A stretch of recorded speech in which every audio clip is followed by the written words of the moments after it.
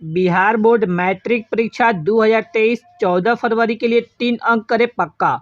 ऐसा प्रश्न हमेशा आपके एग्जाम में पूछा जाता है, ऑब्जेक्टिव में भी और साथ ही साथ सब्जेक्टिव में भी पूछा जाता है। ठीक है, इस प्रश्न में बोला जा रहा है कि निम्न बिंदुओं के बीच की दूरी निकालें। यानी इसमें हमारा पहला प्रश्न यह दिया हुआ है, बिंदु 3,2 तथा -3,2 और दूसरा प्रश्न है 3,6 तथा 0,5।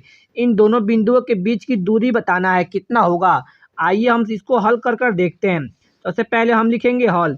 हल के बाद क्या करेंगे, जिस बिंदु के बीच की दूरी निकालना है उसको पहले लिख लेंगे। पहले लिख लेते हैं हम यह बिंदु 3,2, तो यहाँ पर हम लेते हैं 3,2 और बिंदु दिया हुआ एक दूसरा है यह -3,2, तो इसको हम लिख देते हैं -3 और ,2। ठीक है, तो इन दोनों बिंदुओं से हमें x और y का मान निकालते हैं। यह हमारा पहला निर्देशांक है, तो यहाँ से पहला है तो पहला x1 है और y1 का मान निकलेगा।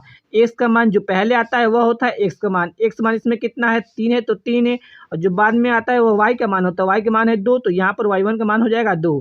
इसमें यह दूसरा निर्देशांक है, तो यहाँ से दूसरे निर्देशांक से x2 और y2 का मान निकलेगा। ठीक है, तो x का मान कौन होता है, जो पहले आता है x का मान होता है। पहले है -3 तो -3 और y2 का मान कितना है, यहाँ पर बाद में आया है 2, तो 2 हो जाएगा। ठीक है, यहाँ से हमने x1 y1 x2 और y2 का मान निकाल लिया। उसके बाद हमको निकालना है इन दोनों बिंदुओं के बीच की दूरी। बीच की दूरी को ज्ञात करने के लिए हमें सबसे पहले सूत्र को याद करना होगा। दूरी का सूत्र क्या होता है, दूरी निकालने का सूत्र होता है = रूट अंडर होता है x1 माइनस x2 का होल स्क्वायर। ठीक है, और प्लस में होता है y1 माइनस y2 का होल स्क्वायर। यह जब आपको याद रखिएगा तभी आप बना पाइएगा। और यहाँ से हमेशा प्रश्न पूछा जाता है। यहाँ पर आप x1 माइनस x2 लिखे हैं, आप यहाँ पर x2 माइनस x1 भी लिख सकते हैं। ठीक है, इसमें कोई प्रॉब्लम नहीं है। ठीक है, तो यहाँ पर हम मान रखते हैं बराबर, तो बराबर रूट है तो रूट दे देते हैं। उसके बाद x1 x2 y1 y2 का मान रखते हैं।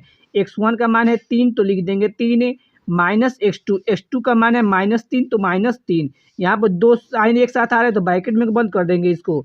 और यह हमारा मेन ब्रैकेट है तो मेन ब्रैकेट का स्क्वायर यहाँ पर हम कर देंगे। ठीक है, उसके बाद है प्लस, तो प्लस लिखेंगे और यहाँ पर है y1 माइनस y2, तो y1 का मान कितना है, यहाँ पर 2 है। उसी तरह y2 का मान कितना है, यहाँ पर 2 है, माइनस है तो माइनस और 2, यहाँ पे स्क्वायर है तो यहाँ पर स्क्वायर कर देंगे। ठीक है, तो इसको हम कैसे आगे सॉल्व करते हैं आप लोग ध्यान से देखिएगा। ठीक है, इसको हम कैसे सॉल्व करेंगे, = यहाँ पर है रूट तो रूट दे देंगे और यहाँ पर क्या है, यहाँ पर है 3 तो 3।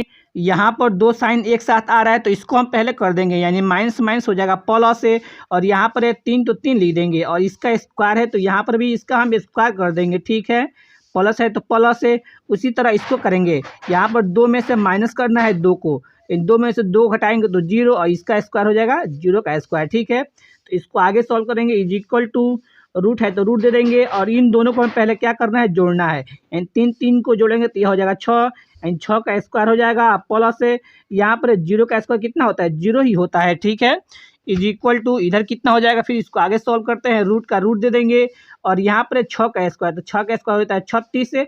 अब प्लस 0 जोड़ना है तो 0 का कोई वैल्यू नहीं रहता है, किसी कोई भी संख्या में जुड़ता है 0 तब। ठीक है, तो इसको हम आगे सॉल्व करेंगे। यहाँ पर है रूट 36, यानी 36 का वर्गमूल निकालना है। तो 36 का वर्गमूल क्या होता है, यहाँ पर 36 का वर्गमूल होता है 6।